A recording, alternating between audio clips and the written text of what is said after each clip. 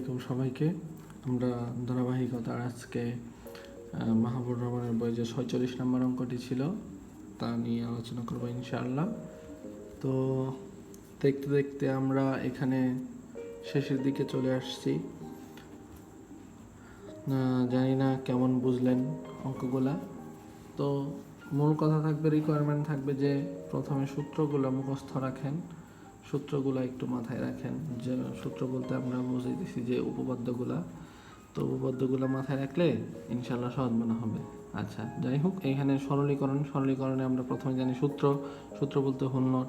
এখানে কিন্তু ভাঙা নোট আছে, হোল নোট কিন্তু নাই, তাহলে কোনো সূত্র হলো না। 2 নম্বরে গুণ বলতে কোনো কিছুর আকারে ব্রেকেট আকারে থাকবে, তাও নাই। তাহলে 3 নম্বরে খেয়াল করতে হবে কি কমন, অর্থাৎ কমন যায় কিনা। যেহেতু এই অঙ্কে কমন যায়, তাই আমরা কমন নিতে পারি। কি কমন এখানে আছে? কি এক্স নট, এই দুটো কি কমন যাবে না? কারণ আমরা জানি এক্স মান যদি 0 হয়, একই অঙ্কে এক্স নটের মান কি হয় 1, কিংবা এক্স এর মান যদি হয় 1, তাহলে এক্স নটের মান হবে কি তার বিপরীত 0। তাহলে এই দুটার মধ্যে কোনো মিল নাই, কিন্তু ওয়াই নট এই দুটো মিল আছে, এবং জেড এই দুটো মিল আছে। তাহলে আমরা লিখি ওয়াই নট জেড। এই দুটো কমন নিলে ওয়াই নট জেড যদি আগে চলে যায়, এখানে থাকবে কি এক্স প্লাস, এখানে ওয়াই নট জেড চলে গেলে এক্স নট থাকলো। এখানে এক্স ওয়াই জেড যা আছে তাই রেখে দিলাম আমরা।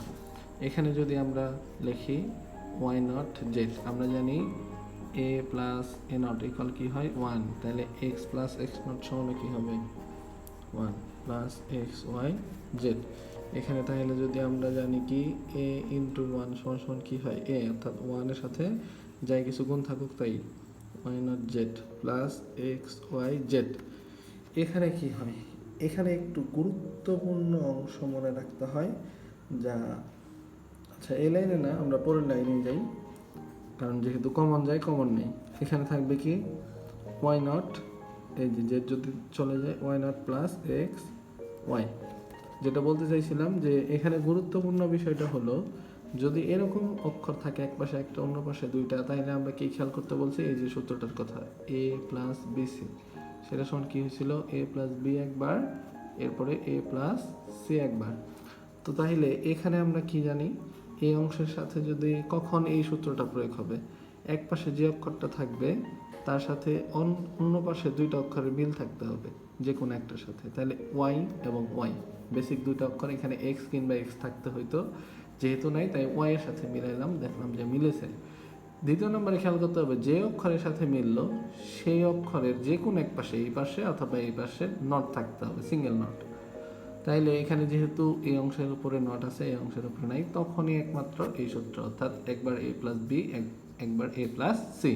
তাহলে আমরা যদি এখানে প্রয়োগ করি তাহলে হয় কি ওয়াই নট প্লাস এক্স একবার, এরপরে ওয়াই নট প্লাস ওয়াই একবার। এখানে জেড আমরা রেখে দিলাম, ওয়াই নট প্লাস এক্স এটা রেখে দিলাম। তাহলে এখন আমরা কি জানি, এই যে সূত্রটা এ প্লাস এ নট, অঙ্কের উত্তর কি আসে 1, তাহলে ওয়াই প্লাস ওয়াই নট সমানে কি হবে 1।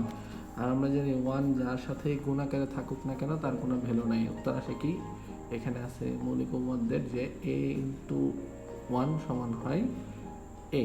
তাইলে এখানে যদি 1 চলে যায় তাহলে থাকবে Z Y nought plus X. চাইলে এই লাইনও রেখে দিতে পারেন, এরপরে গুণ করলে পরের লাইন আসবে, পরের লাইন হয়তো বা আবার কমন যাবে, তো বারবার তো আর এই অঙ্ক করা সম্ভব না। তো আপনারা যতটুকু মনে হয় যে হ্যাঁ এতটুকু রাখলে হচ্ছে, তাইলে আর করার দরকার নেই। তো যাই হোক, এই ছিল এই বইয়ের 46 নম্বর অঙ্কটা ছিল। এই যে এই জায়গায় একটু এই সূত্রটার কথা মাথায় রাখবেন, বাকিগুলো নর্মাল। সবাইকে ধন্যবাদ, আসসালামু আলাইকুম।